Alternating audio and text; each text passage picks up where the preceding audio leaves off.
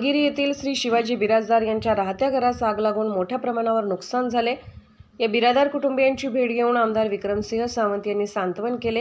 यावेळी विक्रम फाउंडेशन जत यांच्या वतीने संसारोपयोगी साहित्य भेट देण्यात आले। त्याप्रसंगी मच्छिंद्र गौरगोंड, तुकाराम डिस्कळ, संजय गौरगोंड, प्रवीण बाबर यांच्या गावातील प्रमुख मान्यवर उपस्थित होते।